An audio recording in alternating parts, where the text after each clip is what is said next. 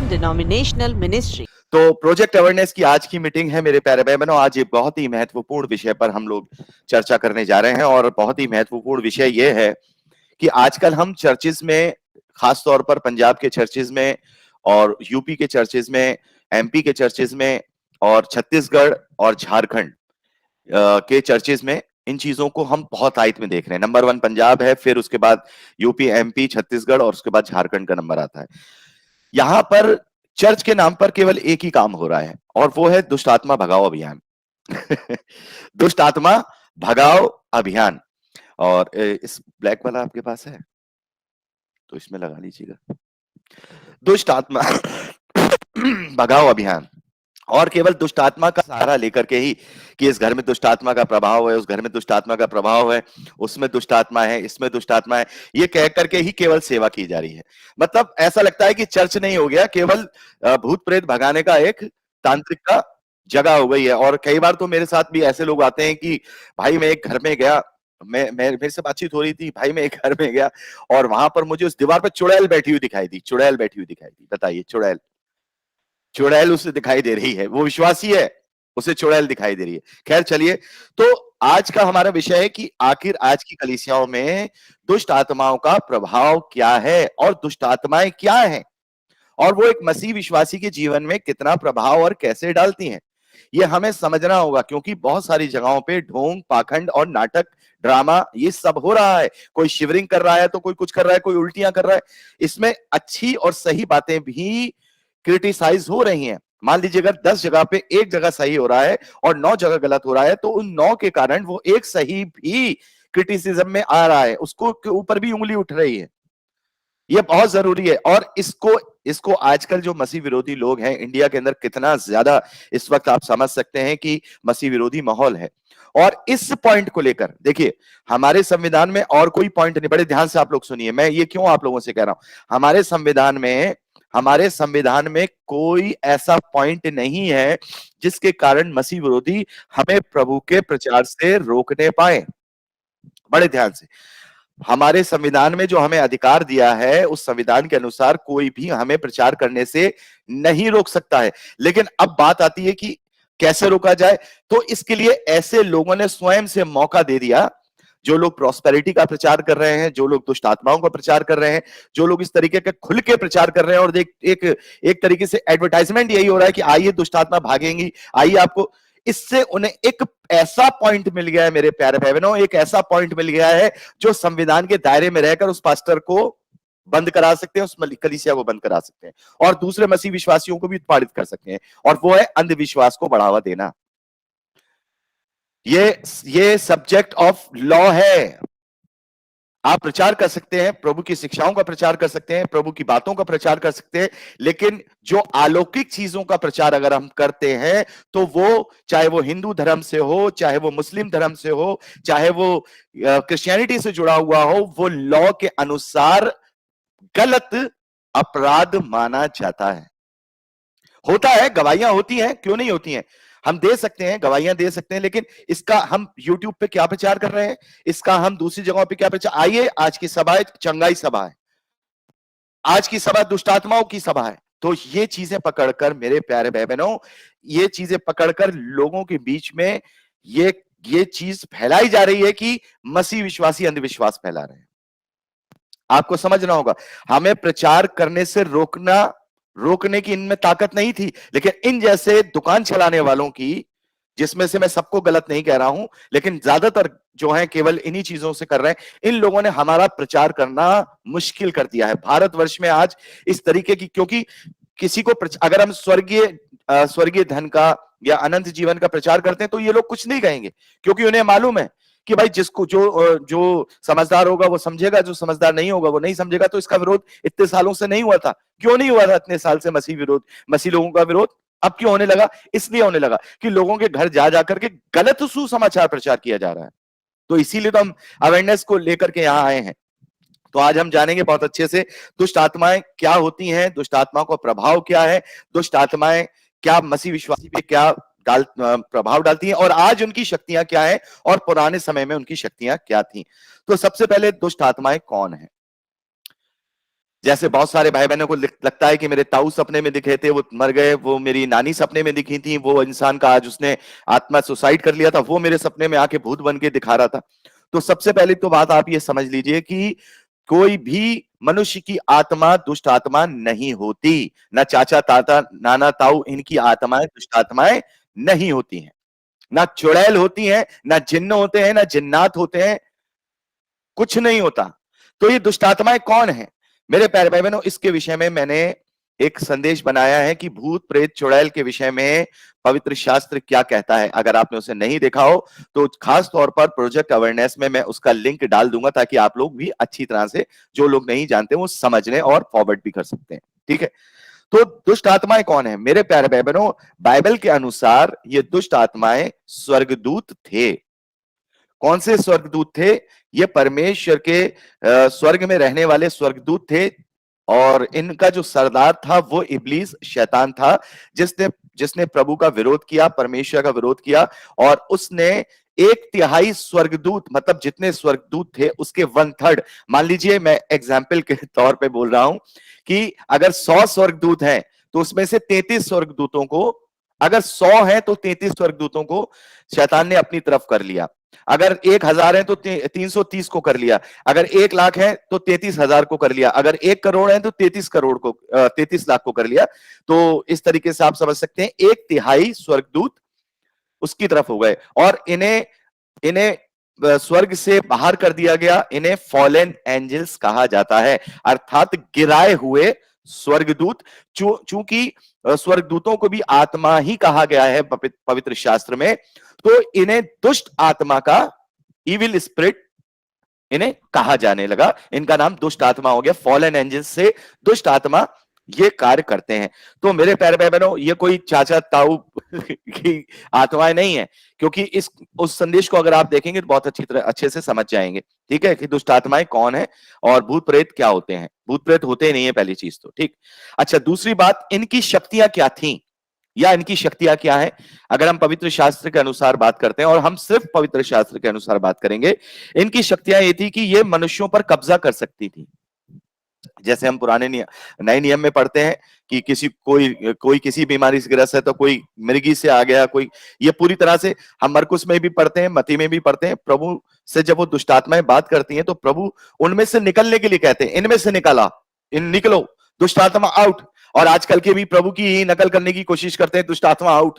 खैर, उन्हें पता नहीं अभी पवित्र शास्त्र की सामर्थ और प्रभु के बलिदान की सामर्थ को वो व्यर्थ ठहराते हैं। खैर, हम बात करते हैं, ये थी क्या थी? वो किसी मनुष्य पर कब्जा कर सकती थी, किसी मनुष्य के ऊपर, मानसिक रूप से नहीं। अच्छा, ये मैं आपको एक एक करके, मैं ब्रीफिंग बहुत लंबी नहीं करूंगा क्योंकि हमें बातचीत भी करनी है। अच्छा, ये सर्वज्ञ हैं। सर्वज्ञ, बहुत कठिन हिंदी बोल दी मैंने, लेकिन मैं आपको बताना चाहता हूं, सर्वज्ञ का मतलब सर्वज्ञानी। ये सर्व सामर्थी नहीं है, मतलब ये इन्हें सब कुछ नहीं पता है। एक होता है कि सब कुछ सर्वज्ञानी, एक होता है सर्वज्ञानी जो परमेश्वर है, जो सर्व कुछ। एक होता है सर्वज्ञ, जो ज्ञान मौजूद है उसको जानने वाला। जैसे मान लीजिए मैं अगर डॉक्टर हूं और मैंने पीएचडी और पता नहीं क्या क्या किया है, तो अपनी फील्ड में मैं सर्वज्ञ हो गया, लेकिन मैं सर्वज्ञानी नहीं हूं, क्योंकि मैं केवल अपनी फील्ड को ही, मैं मेडिकल फील्ड को ही जानता हूं, तो मैं सर्वज्ञानी नहीं हूं, सर्वज्ञ हूं। तो सर्वज्ञ वो होता है जो अपनी फील्ड की चीजों को बहुत अच्छी तरह से ज्ञान रखते हैं, अर्थात इस धरती का सारा ज्ञान दुष्ट आत्माएं और शैतान के पास मौजूद है, परमेश्वर वाला नहीं। बड़े ध्यान से, इसमें आप कंफ्यूज मत हो जाइएगा।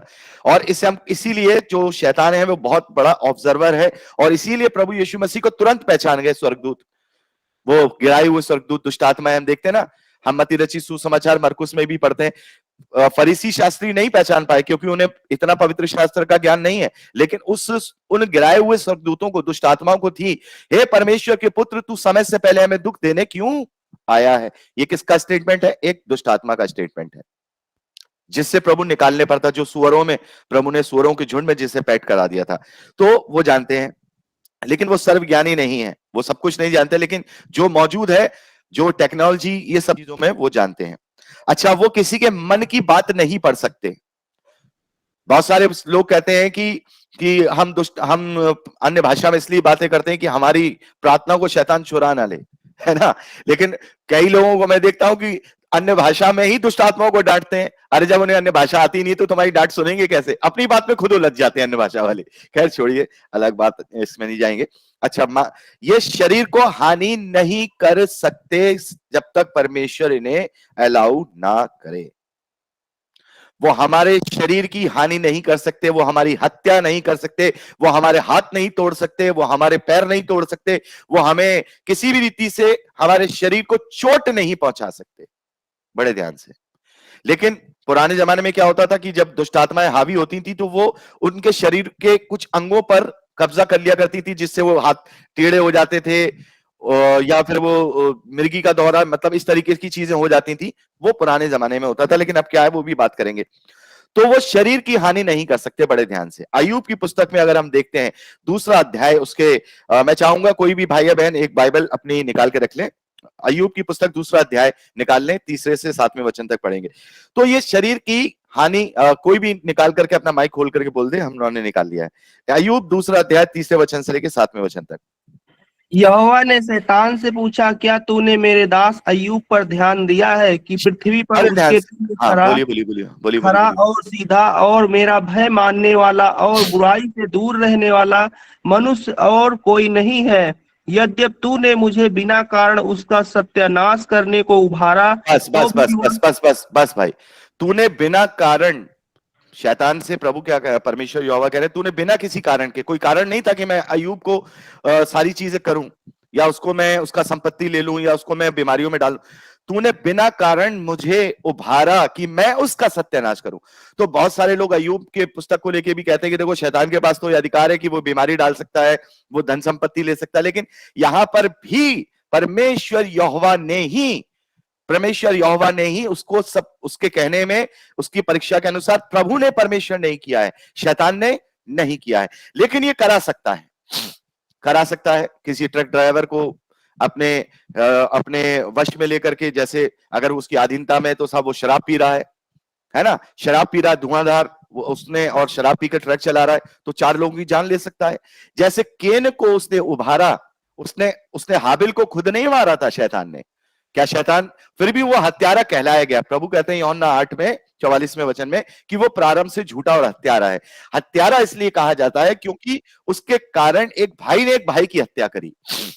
शैतान ने हत्या नहीं की, तो वो करा सकता है, हमें उत्पादित करा सकता है, हमें चोट पहुंचवा सकता है, हमें किसी से क्या कर सकता है, लेकिन वो मनुष्य ही करेगा, शैतान या दुष्ट आत्माएं नहीं करती हैं। और वो अलग अलग सर्कमस्टेंसेस होते हैं।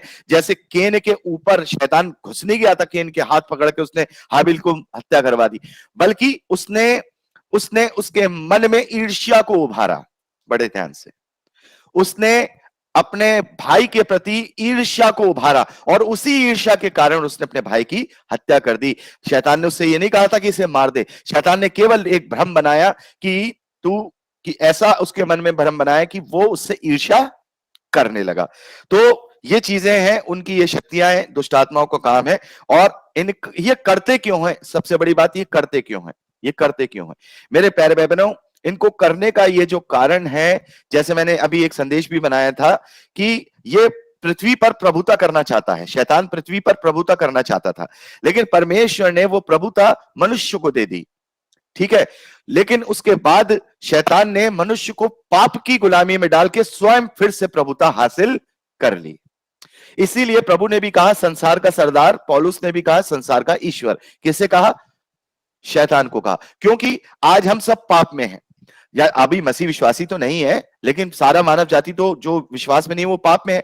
तो जब वो पाप की गुलामी में है, अर्थात वो पाप की गुलामी में जी रहे हैं, तो वो शैतान के साम्राज्य के अंडर में जी रहे हैं, क्योंकि शैतान भी क्या है? पाप का जनक है। लेकिन जो प्रभु की अगुवाई में जी रहे हैं, वो स्वर्ग के राज में एक स्वर्ग का राज बन के जी रहे हैं। कह रही है अलग चीज है। तो कहने का मतलब वो इसलिए करवाता है, और उसका केवल और केवल इन चीजों को करने का प्रयोजन यह है कि वो मनुष्यों को परमेश्वर से दूर करके पाप में बनाए रखे। और पाप में बनाए केवल एक ही मकसद है उसका। क्या मकसद? हमें मारना है। अच्छा, केन को भरमाने का क्या मकसद था? क्या मकसद था? सिर्फ उसे पाप में डालना और परमेश्वर से दूर करना। इसीलिए ये एक इंडिकेशन, ये एक उदाहरण के तौर पे हमें ये घटना लिखित में दे दी गई। और ये बहुत बड़ी गहरे राज की और बहुत गहरे रहस्य की विवेचना है जो मैंने एक संदेश में किया है। केन, हाबिल और शेत का क्या रहस्य है वो आप देख सकते हैं। तो कहने का मतलब ये है कि शैतान का केवल और केवल एक ही काम है, वो हमें कोई हानि नहीं पहुंचाना चाहता।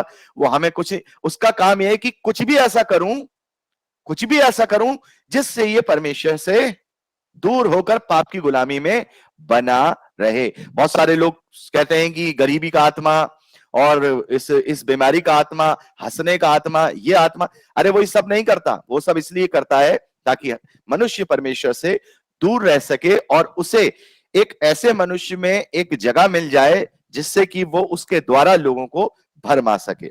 अच्छा, अब आगे बढ़ते हैं मेरे प्यारे बहनों। वो क्या कर सकता है, वो क्या है, वो आज क्या है। अच्छा, एक चीज और हम ये देखते हैं कि आज ऐसा हम पूरी कलीसियाओं में नहीं देख रहे हैं कि कलीसियाओं में अगर इस चीज का प्रचार किया जाए कि भाई शैतान की झूठी शिक्षाएं हैं या शैतान भरमाने वाला है, केवल डांस करते हुए लोग दिख रहे हैं, उल्टियां करते हुए, तड़पते हुए लोग दिख रहे हैं। लेकिन पुराने जमाने में अगर हम नए नियम को पढ़ते हैं, पुराने नियम तो खैर नहीं पढ़ेंगे, नए नियम को पढ़ते हैं, कहीं आपने देखा है ऐसी दुष्टात्मा थी? कोई भी ऐसा, कोई मुझे उदाहरण पुराने नए नियम में से, चारों सुसमाचारों में ही दुष्टात्माओं को भगाने के विषय में बातें ये, और सुन लीजिएगा, पीड़ितों के कार्य से दुष्टात्माएं गायब हो गई हैं, पीड़ितों के कार्य में जो बीमार हैं वो चंगे हुए हैं। ठीक है, तो दुष्ट आत्माएं जो हैं वो कंटिन्यूअसली उस व्यक्ति को घेरे रहती थी और अलग से दिख जाता था ये दुष्ट आत्माएं। जैसे लूला करने वाला दुष्ट आत्मा थी, वो कब्र में पड़ा रहता है। आज क्या होता है कि बड़ा एक सामान्य सा मनुष्य है, चर्च में बैठा है और एकदम से मिर्गी का दौरा आने लग गया उसको, क्या हो गया, सब दुष्ट आत्मा है। ऐसे नहीं होता था। दुष्ट आत्मा जब किसी को प्रभावित करती है तो कंटिन्यूअसली उसमें दिखाई देता था। मैं था का शब्द इसलिए कर रहा हूं क्योंकि ये होता था, अब नहीं होता है। क्यों नहीं होता है वो भी बताऊंगा। वो कंटिन्यूअसली आप कहीं भी देखिए कि वो अगर उसमें दुष्ट आत्मा है तो वो नंगा घूम रहा है, उसमें दुष्ट आत्मा है तो वो कब्र में रह रहा है, उसमें दुष्ट आत्मा है तो उसकी कमर टेढ़ी है, उसकी दुष्ट आत्मा है तो वो मतलब लोगों के साथ हिंसक प्रवृत्ति से चल रहा है, तो वो रहता था। तो आज की दुष्ट आत्माएं हम क्या देख रहे हैं चर्च में कि अच्छा खासा आदमी पैंट शर्ट पहन के आया, अच्छी खासी बहन अपने अच्छे कपड़े पहनी है और उसने अपने जो हाथ पर हिलाना शुरू कर दिया। और एक गूंगा करने वाली दुष्ट आत्मा थी, उसका मुंह बंद कर दिया था दुष्ट आत्मा ने। तो क्या था, ऐसा होता था क्या? वो गूंगा करने वाली जो दुष्ट आत्मा थी जिसने उसे किया था, अब नहीं कर सकती, वो भी बता रहा हूं। वो गूंगा रहता था, ऐसा तो नहीं था कि वो बस आज बोलता था फिर एक दिन के लिए गूंगा हो गया। आज साहब दुष्ट आत्मा आ गई मुझ में इसलिए मैं गूंगा हो गया। क्या ऐसा देखते हैं हम? कोई मुझे बताएगा? ऐसी दुष्ट आत्मा का प्रभाव देखते हैं कि आती और जाती दुष्ट आत्मा। ये कौन सी दुष्ट आत्मा है भाई? कि वैसे तो सामान्य दिनों में अपना मैं जीवन जी रहा हूं, लेकिन दुष्ट आत्मा आ गई तो मैं मिर्गी करने लग गया। अगर मिर्गी करोगे तो पूरे समय करोगे, गूंगे रहोगे तो पूरे समय रहोगे, कोई तकलीफ रहेगी तो पूरे समय। मेंटली आप क्या बोलते हैं उसे, हाँ, डिसऑर्डर हो जाओगे आप। अगर उसने आपके बाहरी मन कॉन्शियस पर कब्जा कर लिया है तो उसी घड़ी से मेंटली डिसऑर्डर हो जाओगे। ये नहीं कि सिर्फ चर्च में आ गए और बस वहीं पे आते ही मेंटली डिसऑर्डर हो गया। ये सब चीजें जो हैं भरमाने वाली चीजें हैं, भ्रमित करने वाली चीजें हैं। और ये क्यों होती हैं? क्योंकि मेरे प्यारे बहनों, शैतान के 3 तरीके हैं और 3 वार हैं। सबसे पहला वार है प्रकाशित वाक्य 12वें अध्याय 9वें वचन में लिखा है, कोई भी पढ़ दीजिए, प्रकाशित वाक्य 12वां अध्याय 9वां वचन। और एक भाई दूसरा कुरिन्थियों 11वां अध्याय 14वें वचन को खोल के रखे। प्रकाशित वाक्य 12वां अध्याय 9वां वचन पढ़िए, और एक भाई दूसरा कुरिन्थियों 11वां अध्याय खोल के बैठे, और एक भाई यूहन्ना उसका 8वां अध्याय 44वां वचन खोल के बैठे। प्रकाशित वाक्य 12 उसका 9वां पद। तब वह बड़ा अजगर अर्थात वही पुराना सांप जो इबलीस और शैतान कहलाता है और सारे संसार का भरमाने वाला है, पृथ्वी पर गिरा दिया गया। सारे संसार का भरमाने वाला है, डिसीवर करने वाला है, अर्थात भ्रमित करने वाला है, भ्रमित करने वाला है। मैं आपको इंडियन उदाहरण देना चाहूंगा। देखिए, मैं आपको बताना चाहता हूं, हम सब जितने भी मानव जाति इस पूरी धरती पर हैं, जापान से लेकर अमेरिका तक, ठीक है, हम जितने भी अलग अलग जातियां हैं वो सब हम सब जानते हैं वो एक ही स्रोत से निकले, और वो है नूह और उसके 3 बेटे। ठीक है, तो नूह को सारा ज्ञान था, नूह को सारी चीजों का ज्ञान था कि दुष्ट आत्माएं क्या कर सकती हैं, क्योंकि उस वक्त दुष्ट आत्माएं जो है मानव जाति में बहुत अलग अलग गलत काम कर रहे थे, उनकी मनुष्यों की बेटियों से विवाह कर रहे थे, तो नूह जानते थे, नूह के बेटे भी जानते थे, और नूह के जो वंशज सी समस्त मानव जाति है, उनके वंशज के वंशज, वंशज के वंशज, वंशज के वंशज, वो भी जानते थे। लेकिन क्या होता है, जैसे कि एग्जाम्पल दे रहा हूं, अगर एक बर्फ का टुकड़ा है, अगर 100 लोग खड़े कर दिए जाए और एक बर्फ को कहा जाए 1 से लेके 100वें आदमी तक पहुंचा दो, तो वो बर्फ का टुकड़ा 100वें आदमी तक पहुंचते पहुंचते आधे से भी कम रह जाएगा। यही बुद्धि और ज्ञान का क्या है, जो कन्वे है, जो कन्वे होता है, बुद्धि और ज्ञान ऐसी कन्वे होता है, एक पीढ़ी से दूसरी पीढ़ी, दूसरी से तीसरी, तीसरी से चौथी। यदि वो लिखित में नहीं है तो वो अधूरी अधूरी अधूरी अधूरी अधूरी अधूरी अधूरी होती जाएगी।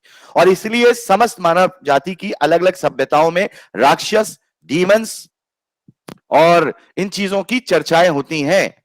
और हमारे इंडिया के अंदर जो सबसे अगर हम इंडिया में देखते हैं, बहुत सारे हिंदू ग्रंथ पढ़ते हैं, तो उसमें एक बात कही गई है राक्षसों के लिए। और राक्षस कौन है? डीमंस हैं।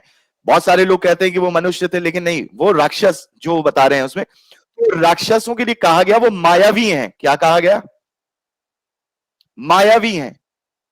वो मायावी हैं, अर्थात भरमा, जो वो दिखाते हैं वो होता नहीं है, लेकिन देखने वाले को दिखता है। आप समझिए, ये मैंने इसलिए, मेरे को जरूरत नहीं है कि मैं ऐसे ग्रंथों का लेकर के आपको उदाहरण दूं, लेकिन हम इंडिया ने, हमें सबको पता है और हमारी इंडियन मेंटेलिटी है, इसलिए मैं आपको ये बात बता रहा हूं। बहुत से लोग समझ नहीं पाते हैं कि भरमाना किसे कहते हैं। भ्रम क्या है? वो भ्रम उत्पन्न करता है, वो भरमाता है, सही को गलत और गलत को सही बताता है। सेब को कहता है, इसे क्या कहा है, उससे हव्वा को क्या भरमाया उसने? गलत इंफॉर्मेशन दी। परमेश्वर कह रहा है आदम से, इसे मत खाना मर जाएगा, लेकिन शैतान क्या भ्रम बना रहा है? नहीं, वो भ्रम की स्थिति पैदा कर रहा है कि ये इससे खाओगे तो तुम परमेश्वर के तुल्य हो जाओगे। तो वो भरमाता है, भ्रम की स्थिति पैदा करता है। वो अलग अलग तरीके से वो भ्रम लेके आता है। वो हमें लगता तो है कि ये सही है, लेकिन वो होता नहीं है। दूसरा मेरे प्यारे बहनों, वह ज्योतिमय स्वर्गदूत का रूप धारण करता है। ज्योतिमर्ग स्वर्गदूत का रूप धारण करता है। वो क्या है ज्योतिमर्ग स्वर्गदूत? यानी कि धर्म के सेवकों का रूप धारण करता है। धर्म के सेवकों का रूप धारण करके परमेश्वर के वचन को तोड़ मरोड़ करके शिक्षा देता है, किसी दूसरे यीशु का प्रचार कराता है, ताकि मनुष्य का सच्चे यीशु से संपर्क टूट जाए। और आज अधिकतर दूसरे यीशु का प्रचार किया जा रहा है, तो और यीशु के बलिदान को व्यर्थ ठहराया जा रहा है। ठीक है, अब ये लिखा है दूसरा कुरिन्थियों, मैंने खुलवाया था, ये मैंने बोल दिया है। दूसरा कुरिन्थियों 11वें अध्याय 14वें 15वें वचन में पढ़ सकते हैं, पढ़ने की जरूरत नहीं है। और तीसरा, झूठ। झूठ, यूहन्ना 8:44, मैं चाहूंगा किसी भाई ने अगर खोल रखा है तो पढ़ दे, यूहन्ना 8:44। तुम अपने पिता शैतान से हो और अपने पिता की लालसाओं को पूरा करना चाहते हो। वह तो आरंभ से हत्यारा है और सत्य पर स्थिर न रहा, क्योंकि सत्य उसमें है ही नहीं। जब वह झूठ बोलता तो अपने स्वभाव ही से बोलता है, क्योंकि वह झूठा है वरन झूठ का पिता है। हालेलुया। वह झूठा है वरन झूठ का पिता है। तो वो झूठ हमारे जीवन में वो झूठ उत्पन्न करता है। इसको भी हम ब्रीफ करेंगे, लेकिन यहां आप लोगों को ब्रीफ करने की जरूरत नहीं, आप इतने ज्यादा जानकार हैं। लेकिन अब ये चीजें मैंने बता दिया क्या होती हैं दुष्ट आत्माएं, इनकी शक्तियां क्या है, इनके कार्य क्या है, ये रिसीव क्यों करते, किस तरीके से करते। लेकिन आज क्या इनमें वो शक्तियां बाकी हैं? क्या आज ये विश्वासियों पर अपने इस तरीके के हथकंडे अपना सकते हैं कि उन्हें शिवरिंग करा दें, उन्हें गिरा दें, उन्हें बेहोश कर दें, उनको उल्टियां करा दें, या हमारे शरीर की हानि पहुंचा दें? तो उसका जवाब नहीं, नहीं, नहीं। क्योंकि अब शैतान की जो शक्तियां हैं वो लिमिटेड, क्या शैतान की शक्तियां अब लिमिटेड हो गई हैं। शैतान की शक्तियां लिमिटेड हो गई हैं मेरे प्यारे भाई बहनों। देखिए, प्रकाशित वाक्य उसके 7वें अध्याय, माफ कीजिएगा, प्रकाशित वाक्य उसके 12वें अध्याय उसके 7वें वचन से लेकर 11वें वचन तक लिखा है कि फिर मिकाइल और शैतान के दूतों के बीच में लड़ाई हुई और शैतान मिकाइल पर प्रबल ना हो सका और उसे हरा दिया गया। और देखो, वह स्वर्ग से पृथ्वी पर हमेशा के लिए गिरा दिया गया। मैं आपको एक सरल भाषा में बोल रहा हूं, आप पढ़ लीजिएगा, समय भी देख रहा हूं मैं, ठीक है। और ये प्रभु के लहू के द्वारा ये हुआ। और हम देखते हैं कि पहले उसकी शक्ति ये थी जैसे 3 स्वर्ग हैं, 3 स्वर्ग हैं, first heaven, second heaven and third heaven. ये मैं आपको पहले भी बता चुका हूं, एक संदेश भी बनाया है मैंने कि पहला, दूसरा और तीसरा स्वर्ग क्या होता है। पहला स्वर्ग अर्थात ये वातावरण, दूसरा स्वर्ग अर्थात ये यूनिवर्स, तीसरा स्वर्ग अर्थात परमेश्वर का सिंहासन। तो वो पहले परमेश्वर के सिंहासन तक जा सकता था प्रभु यीशु मसीह के बलिदान से पहले। और इसका एग्जाम्पल आप अय्यूब की पुस्तक में देखते हैं कि शैतान डोलते डालते क्या हो गया, पृथ्वी पर डोलते डालते प्रभु परमेश्वर के सिंहासन के पास पहुंच गया। इसका दूसरा कारण मैं आपको बताता हूं, लूका रचित सुसमाचार उसका 10वां अध्याय, मेरे प्यारे भाई बहनों, उसके 17वें वचन से लेके 20वें वचन तक पढ़ता हूं, जहां प्रभु ने अपने चेलों से कहा कि जाओ लोगों की बीमारियां ठीक करो, लोगों को दुष्ट आत्माएं निकालो। अब जब लौट के आते तो क्या होता है, यहाँ जब वे 70 आनंद करते हुए लौटे और कहने लगे, हे प्रभु तेरे नाम से दुष्ट आत्मा भी हमारे वश में है। बड़े ध्यान से प्रभु क्या कहते हैं, प्रभु ने उनसे कहा, बड़े ध्यान से प्रभु ने उनसे कहा, मैं शैतान को बिजली के समान स्वर्ग से गिरा हुआ देख रहा हूं, अर्थात भविष्य में। कब? जब प्रभु अभी स्वर्ग से गिरता हुआ देख रहा हूं, मतलब अभी गिरा नहीं है, उसे स्वर्ग से भगा दिया गया, सारी चीजें थी, लेकिन वो इतना प्रबल था, उसमें इतनी शक्तियां थी। लेकिन प्रभु अब क्या कह रहे हैं, अब मैं देख रहा हूं। और प्रभु यूहन्ना में ये कहते हैं कि देखो अब जगत का सरदार आता है और अब वो प्रबल ना रहेगा, क्योंकि अब मैं उसे क्या कर दूंगा, हरा दूंगा। 13वें अध्याय में तो प्रभु उनसे यही कह रहे हैं कि देखो मैं देख रहा हूं, इसका मतलब अब मेरा राज्य तुम लोगों के द्वारा इस धरती पर फैलेगा और मेरे बलिदान के द्वारा तुम उसके ऊपर कब्जा कर लोगे, और शैतान को मैं गिरा हुआ देख रहा हूं। और आगे देखो मैंने तुम्हें सांपों और बिच्छुओं को रौंदने और शत्रुओं की सारी सामर्थ पर अधिकार दिया, और किसी वस्तु से तुम्हें कभी हानि नहीं होगी। किसको नहीं होगी? विश्वासियों को।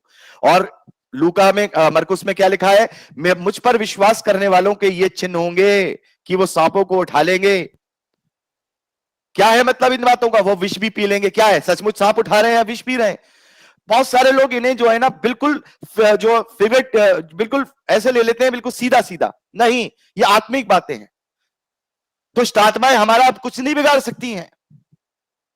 अब हमारा दुष्ट आत्मा अन्य जातियों का बिगाड़े तो बिगाड़े, हमें उनसे अभी जब तक वो प्रभु में नहीं आ जाते तो हम ये नहीं गारंटी ले सकते, लेकिन विश्वासी की गारंटी है कि अब वो तुम्हारा कोई हानि नहीं होगी। तो भी इससे आनंदित मत होना कि तुम्हारे वश में है दुष्ट आत्माएं, बल्कि इससे आनंदित होना कि तुम्हारे नाम स्वर्ग में लिखे गए हैं। मैं देख रहा हूं, मतलब देख रहा हूं का मतलब ये कि हां अब मैं उसे गिरता हुआ देख रहा हूं। ठीक है, कुलूसियों उसका 2रा अध्याय, मेरे प्यारे भाई बहनों, कुलूसियों उसका 2रा अध्याय, एक सेकेंड, और उसके 14वें और 15वें वचन से मैं पढ़ूंगा। कुलूसियों, और विधियों का वह लेख जो हमारे नाम पर और हमारे विरोध में था मिटा डाला, और उसने अर्थात प्रभु यीशु मसीह ने क्रूस पर कीलों से जड़कर सामने से हटा दिया। और 15वें वचन में, और प्रधानताओं और अधिकारों को ऊपर से उतारकर उनका खुल्ला में खुल्ला तमाशा बना दिया। और और क्रूस के द्वारा उन पर जय जयकार की ध्वनि सुनाई दे रही थी। किन पर? इन दुष्ट आत्माओं पर। और आज क्या हो रहा है? दुष्ट आत्माएं मसीहों को भी सता रही हैं, विश्वासियों को भी सता रही हैं। तो कैसा है विश्वास तुम्हारा? कहां गया वो विश्वास तुम्हारा? एक राई के दाने के बराबर भी विश्वास होगा तो तुम पहाड़ से कहो ये पहाड़ यहां से तू हट जा तो हट जाएगा।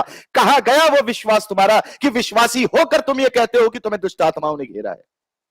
कहां गया वो विश्वास तुम्हारा? अगर कोई प्रभु में नई सृष्टि बन करके भी ये कहे मुझे दुष्ट आत्मा छेड़ रही है, तो याद रख लेना मैं नहीं वरन वचन कहता है कि वो अपने विश्वास में कमजोर है। तो मेरे प्यारे भाई बहनों, यहां पर उसने खुल्लम खुल्ला तमाशा बना दिया। और इफिसियो के 6ठे अध्याय में क्या कहते हैं पौलुस? क्या कहते हैं 6ठे अध्याय में? यहां पौलुस कहते हैं कि हमारा मल्ल युद्ध अब संसार के लोगों से नहीं है, मांस और, लाइए पढ़ देते हैं परमेश्वर के सारे हथियार बांध लो कि शैतान की युक्तियों के सामने खड़े रह सको, क्योंकि हमारा मल्ल युद्ध लहू और मांस से नहीं, वरन प्रधानों, अधिकारियों और संसार के अंधकार के हाकिमों और दुष्टता की आत्मिक सेनाओं से है जो आकाश में, अर्थात वो लोग जो शैतान के अंडर में रह के राज्य कर रहे हैं। जैसे मैं आपको उदाहरण देना चाहूंगा, रोमी साम्राज्य या आने वाला साम्राज्य या मसीह विरोधी का राज्य, वो तो है, लेकिन साथ में अंधकार की शक्तियां हैं जो इस आकाश अर्थात इस वातावरण में रहती हैं।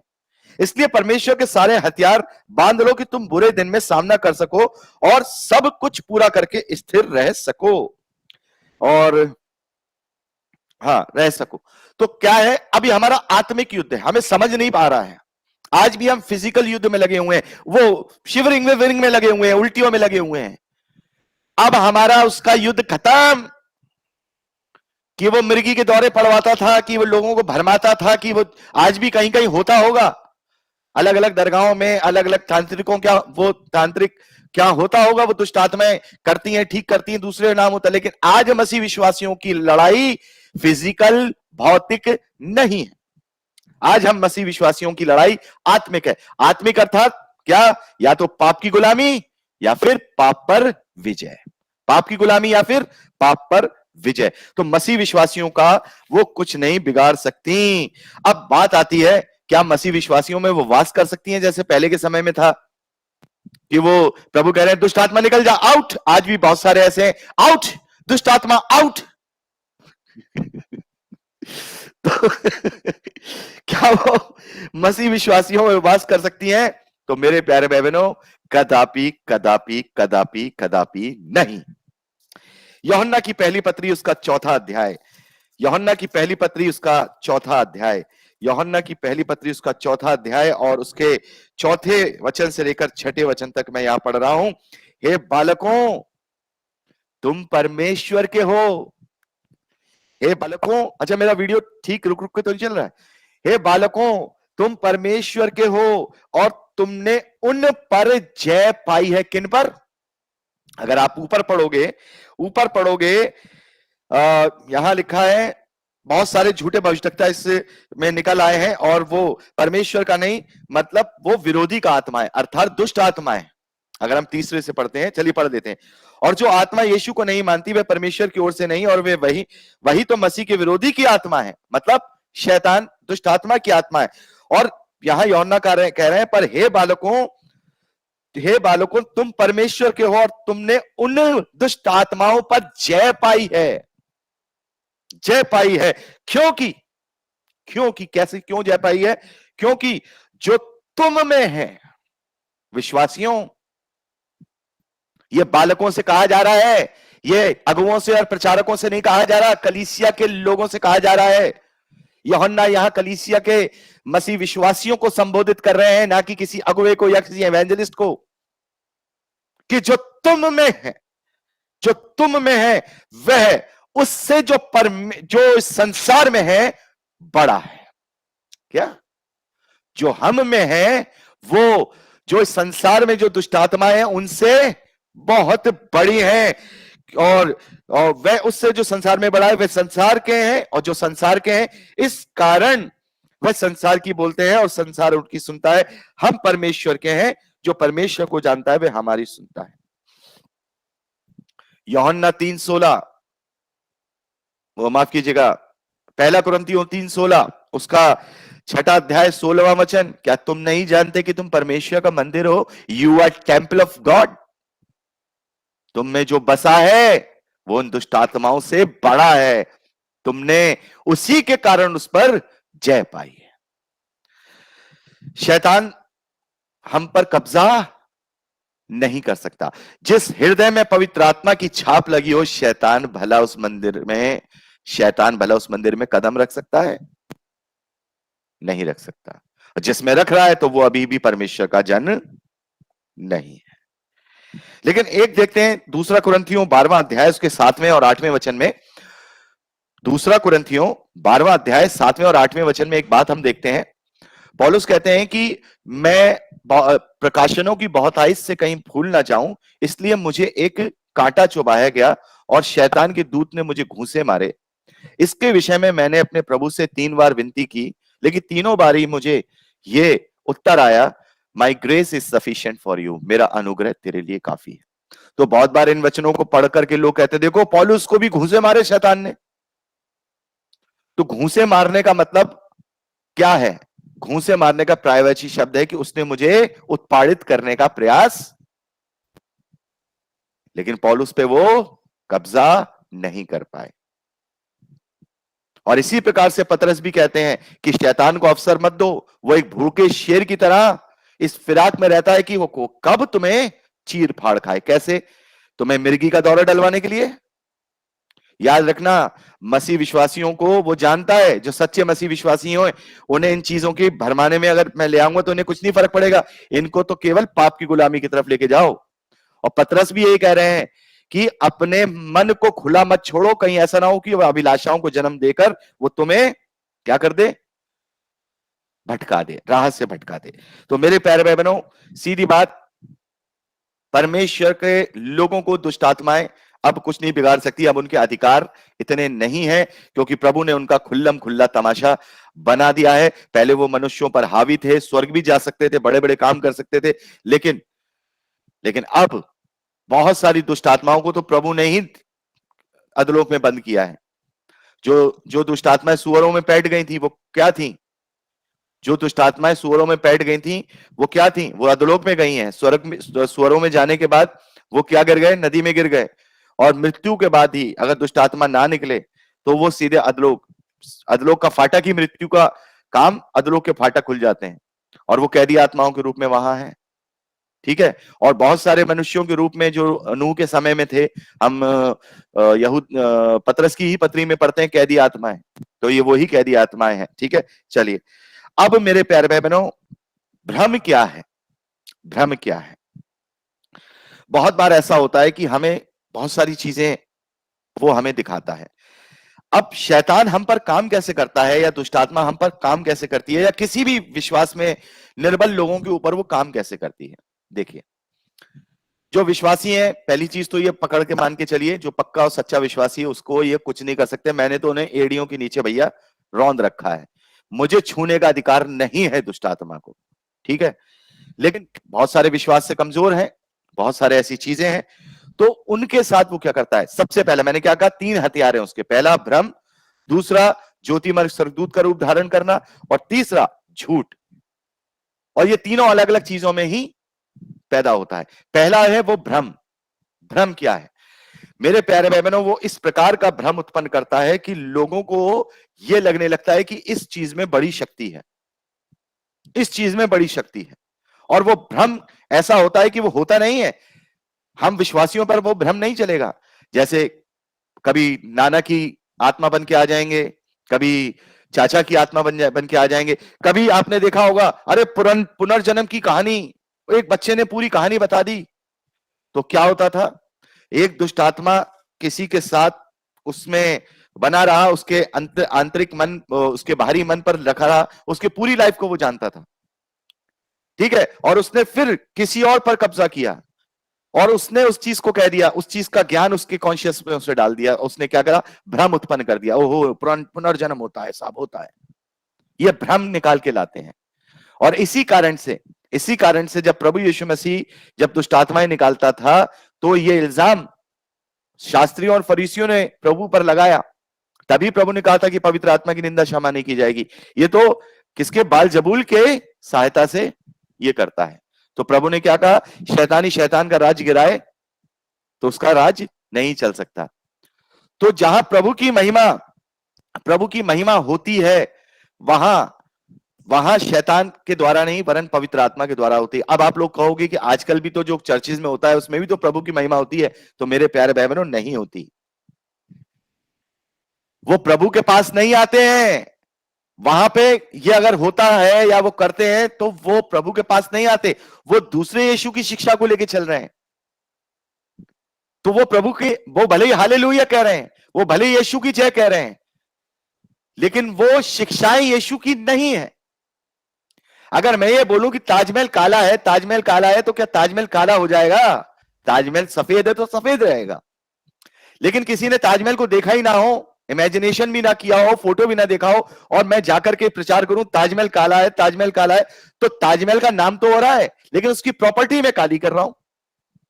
ऐसे ही प्रभु यीशु मसीह का नाम तो हो रहा है लेकिन उसकी जो शिक्षा है ही नहीं वो शिक्षा दी जा रही है।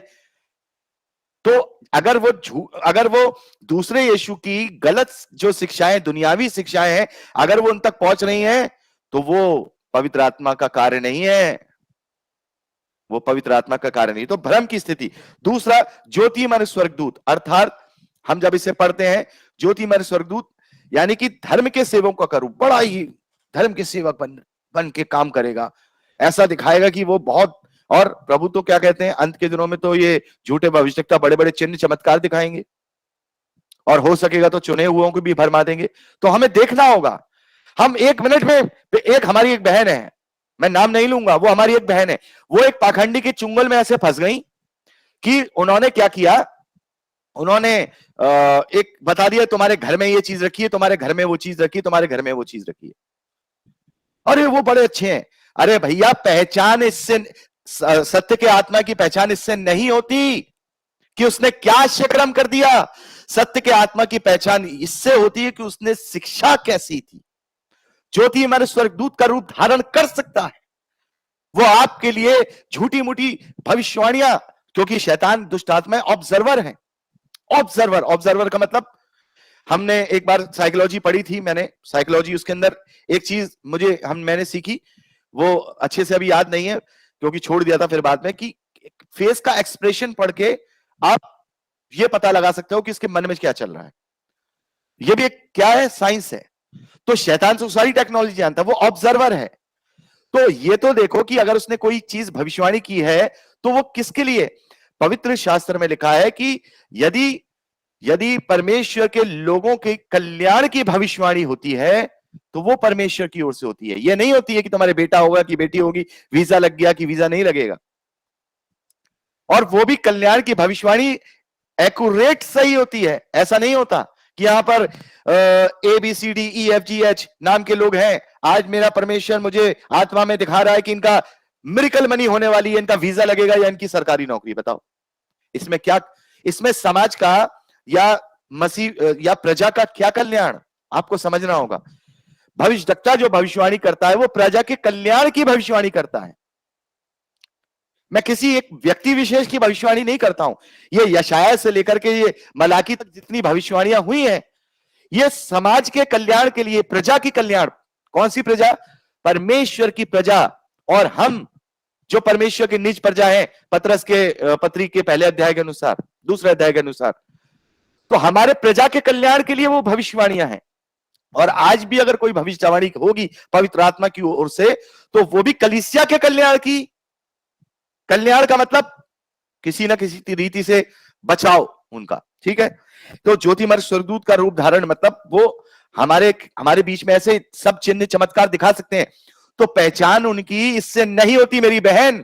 कोई पहुंचा दीजिएगा उन तक मेरी बात एज इट इज। मैं इसकी रिकॉर्डिंग भी अपलोड करूंगा, मैं कल ही करूंगा इसको अपलोड, परमिशन ने चाहा। कि बहन, किसी के ये बताने देने से कि आपके वॉलेट में इतने पैसे हैं और आपके घर मकान के अंदर ये रखा है, वो प्रभु का दास साबित नहीं होता। ज्योतिमय स्वर्गदूत का भी रूप धारण करता है शैतान, धर्म के सेवकों का भी रूप धारण करता है, बड़े बड़े चिन्ह भी दिखाता है। साबित जब होता है कि जो मान लेती है मसीह की आत्मा, जो मसीह को पहचान लेता है, वो पवित्र आत्मा की अधीनता में होता है। और अगर आपने वो शिक्षा गलत है, बिब्लिकल नहीं है, और आप क्या कर रहे हो, आप उसके चमत्कार को देखकर उसकी शिक्षा सही मान रहे हो, और मैं उसकी शिक्षा को देखकर उसके चमत्कार को गलत कहता हूं, तो सही कौन है? प्रभु किसकी पकड़ करेगा? सोचिए, अगर मैं किसी चमत्कार को देखकर उसकी शिक्षा को सही मानने लगूं और भटक जाऊं, या फिर मैं उसकी झूठी शिक्षा को देखकर मैं चमत्कार का भी विश्वास ना करूं, तो सही मायने में कौन सही विश्वासी है? इन पाखंडियों के चक्करों में मत पड़िए। दुष्ट आत्मा भ्रम फैलाती है, दुष्ट आत्मा ज्योतिमय स्वर्गदूत का रूप धारण कर गलत शिक्षाएं प्रचार करती है ताकि हम मसीह से दूर हो जाएं। तीसरा, झूठ। बड़ी बात, झूठ मेरे प्यारे भाई बहनों, झूठ। पहला झूठ बुद्धि, दूसरा झूठ मेरे प्यारे भाई बहनों लग्जीरियस, बड़े ध्यान से आप नोट करते जाइए। तीसरा झूठ वैभव, चौथा झूठ अभिलाषा, ये फैलाता है वो झूठी बुद्धि। पहला झूठ, हमें परमेश्वर से बुद्धि मिली, और बुद्धि कौन है? बुद्धि प्रभु यीशु मसीह है, प्रभु यीशु मसीह है, और उसी के द्वारा हमें बुद्धि मिली है। लेकिन परमेश्वर की बुद्धि परमेश्वर का भय है और उसके वचनों की आज्ञा पालनता है। लेकिन शैतान की बुद्धि शैतानी है। जैसे मान लीजिए आज हमने कोई इन्वेंशन किया, आज हमने कोई आविष्कार किया, तो एक साइंटिस्ट उसको क्या करता है? आपने कई बार देखा होगा, पुरानी साइंस फिक्शन फिल्म आती थी, तो क्या भाई एक वैज्ञानिक ने एक आविष्कार किया, वो कहता है नहीं मैं इसे समाज के कल्याण के लिए लगाऊंगा। ओ विलेन आ जाता है वहां पर, नहीं इसे तू मुझे दे दे, मैं इस पे दुनिया पे राज करूंगा। समझ रहे हैं? तो बुद्धि का इस्तेमाल, अगर हमें बुद्धि मिली है, हम इंटेलिजेंट हैं, परमेश्वर ने हमें, जैसे पौलुस को चुना, पौलुस पढ़ा लिखा था, इंटेलिजेंट था, फरीसी था, पवित्र शास्त्र का ज्ञाता था, परमेश्वर प्रभु ने उसे चुन लिया कि अन्य जातियों में जा प्रचार कर। उसने कहा दुनिया की बुद्धि, दुनिया का वैभव, दुनिया की बातों को मैंने अपने लिए कूड़ा समझ लिया और मैंने अपनी बुद्धि को यहां लगाया। तो झूठ क्या है? हम बुद्धिमान हैं तो हम जो है राज कर लें पूरी दुनिया में अपने अधिकारों को, मतलब बुद्धि का बिगड़ना। परमेश्वर के लिए बुद्धि का इस्तेमाल करना सत्य है, और इस संसार में शैतान के लिए अपनी बुद्धि का इस्तेमाल करना झूठ है जो वो फैलाता है। यही झूठ है कि नहीं तू सबसे अच्छा है, नहीं तू सबसे बड़ा है। दूसरा, लग्जीरियस। परमेश्वर प्रभु यहोवा जब आदम से कहते हैं कि हे आदम अब तू जा, ये पृथ्वी तेरे कारण श्रापित है, अब ये तू अपने माथे की पसीने की रोटी खाया करेगा और ये धरती तेरे लिए ऊंट कटारे उगाएगी। अर्थात परमेश्वर यहोवा ने साफ कह दिया था कि तेरा जीवन कठिन परिश्रम का होगा। और आज भी यदि हम परिश्रम के साथ अपने जीवन को नहीं जी रहे हैं, संघर्ष के साथ अपने जीवन को नहीं जी रहे हैं, तो हम अपने जीवन में क्या कर रहे हैं? हम अपने जीवन में उन चीजों को उत्पन्न कर रहे हैं जिनसे हमारा परमेश्वर से दूरी होती है, और वो है लग्जीरियस। आज हर एक मनुष्य केवल लग्जीरियस के पीछे ही भाग रहा है। मैं आप लोगों से ये नहीं कह रहा हूं मेरे प्यारे भाई बहनों कि आप लोगों के पास अगर ये है, अगर आपके पास 4 व्हीलर है या आप एयर कंडीशन है या आपके पास रेफ्रिजरेटर है तो क्या आप परमेश्वर के नहीं, ऐसा नहीं है। हम मसीह विश्वासी ऐसे होने चाहिए कि अगर हमारे पास ये चीजें हैं तो भी हम आनंदित हैं और नहीं है तो भी आनंदित हैं। ये सेकंड चीजें हमारी लाइफ के अंदर है। हम आनंदित तब हैं जब हम परमेश्वर के वचन में प्रबल हैं, तो हमारा जीवन ऐसा होना चाहिए। लेकिन इसके ही गुलाम, अब मान लीजिए मेरे पास अगर 4 व्हीलर नहीं है, अब मैं 4 व्हीलर के लिए क्या करूं? अब मैं तो सेवक हूं, मेरी तो कोई अर्निंग है नहीं, ना मेरा बिजनेस है, ना मेरे कोई नौकरी है, जो भी सेवा होती है उससे। अब मैं क्या करूं? अब मैं 4 व्हीलर लेने के लिए ताम दाम धंध वेद करना शुरू कर दूं। अगर मेरे अंदर 4 व्हीलर लेने की इच्छा नहीं है और मेरे परवाही नहीं है, मिले तो मिले, नहीं मिले तो नहीं मिले, प्रभु मिले तो तेरे राज्य के लिए मिले, मुझे अपने लिए नहीं चाहिए। अगर मेरे अंदर वो लग्जरियस आ गई, नहीं अरे यार वो वाला पास्टर बंबई वाला, अरे वो तो 18 लाख की कार में घूम रहा है, अरे यार वो तो जो चेन्नई वाले हैं वो तो ऑडी में घूम रहे हैं, जो है 80 लाख की गाड़ी में, अरे वो तो मेरे अंदर नहीं है। तो अब मैं क्या करूंगा? ये लग्जरियस पाने के लिए मैं क्या करूंगा? झूठ उत्पन्न करता है हमारे अंदर शैतान कि इस लग्जरियस को पाने के लिए मैं पैसा कमाना शुरू कर दूं, प्रभु के राज्य का पैसा कमाना शुरू कर दूं, अलग अलग तरीके की स्कीम लेके आऊं आपके बीच में। बहुत सारे लाते हैं आजकल, और आजकल तो प्रचारक ऐसे हो गए हैं, वाह, प्रचारक कम फिल्मी हीरो ज्यादा लगते हैं। चश्मा, गॉगल, ये स्टाइल, सूटकेस कोई पकड़ा है, मैंने तो देखी ये चीजें। प्रभु कहता है मैं सेवा कराने नहीं आया, मैं सेवा करने आया हूं। मैं कोशिश यही करता हूं मैं डाउन टू अर्थ रहूं, क्योंकि प्रभु ने जो सिखाया वही हम करें, हैं? कुछ लोग तो तेल कंघी भी बेचते हैं अपनी प्रॉपर्टीज बनाने के लिए। ठीक है, छोड़िए इन बातों को। तो बुद्धि और दूसरा लग्जरियस, हमारे लाइफ में लग्जरियस प्राप्त करना अपनी मेहनत से, अपनी कमाई से, ये बुरी बातें नहीं है, लेकिन इनका गुलाम हो जाना, इनके बिना ना रह करके इन्हें प्राप्त करने के लिए पूरी रीति से दुनियावी हो जाना, ये झूठ है, क्योंकि सत्य अनंत जीवन है। आज अगर हम तकलीफ में हैं तो भी कोई बात नहीं प्रभु, आज हमारे पास ये नहीं है तो भी कोई बात नहीं प्रभु। हमने अपनी लाइफ में, मेरे प्यारे भाई बहनों, जून की बड़ी गर्मी महागर्मी खटारा स्कूटर मेरा, और उसमें तेल खत्म हो गया, कम से कम 8 किलोमीटर पैदल लेके आया, जेब में पैसे नहीं थे कि पेट्रोल भरवा लें, तब भी घर आके पानी पी के प्रभु का धन्यवाद किया, प्रभु घर पहुंचा दिया तूने। आपको ये समझना होगा, आपको ये समझना होगा कि हमें अपने जीवन में अगर है तो आज मैंने 1 साल, मेरे भाई बहन सब जानते हैं, क्योंकि मेरे पास जो हमारा एसी था वो मेरा पुराना, पहले सेवा के आने से पहले ही खरीदा हुआ था, तो वो मेरे घर में था, वो यहाँ हमने ऑफिस में नहीं लगवाया था जहां हम करते थे। तो मेरे भाई बहन जानते हैं 1 साल, 1.5 साल, 2 साल पहले कि शर्ट उन्होंने भीगी हुई देखी है मेरी हर सरमन में, तब भी मेरे चेहरे पे अगर किसी ने शिकन देखी हो कि नहीं, फिर भी धन्यवाद था, और मैं करता था, और लोग कहते थे कैसे कर लेते हो, मैंने कहा मैं प्रभु की धुन में लगा रहता हूं। जो भाई बहन 3 साल पहले से जुड़े हैं वो जानते हैं, लेकिन जब नहीं था तब भी खुश था। अब प्रभु ने वो वहां से प्रोवाइड कराया, अब पसीना नहीं आता तो भी खुश हूं, कल को नहीं रहेगा तो भी खुश हूं। ऐसा होता है, मैं कभी नहीं तिल मिलाता इन चीजों से। तो मैं कहां चला गया अपनी बात करने, चलिए हम मेन पॉइंट पे आते हैं। तो लग्जीरियस की तरफ वो हमें क्या करता है, लग्जीरियस की तरफ हमें लेके जाता है। तीसरा, भयवव की तरफ हमें लेके जाता है। भयववता चाहिए लोगों को, क्या चाहिए, भयववता, शान और शौकत, वो देखे यहां लेके जाता है। और चौथा, अभिलाषा, शरीर की अभिलाषा, अर्थात नशा, गलत एंटरटेनमेंट और एडल्टरी यानी कि व्यभिचार। तो मेरे प्यारे बहनों, यहां मैंने आप लोगों को बता दिया इस तरीके की वो बातों को लेकर के आता है, और हमें इनसे ही बचना है, भ्रम से बचना है, हमें उसके ज्योतिमय स्वर्गदूत के रूप से बचना है, हमें झूठ से बचना है।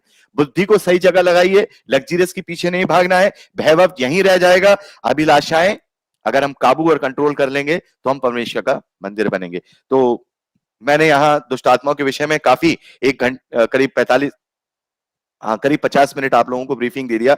मैं आधे घंटे देना चाहता था, लेकिन प्रभु ने और भी बातें निकाली।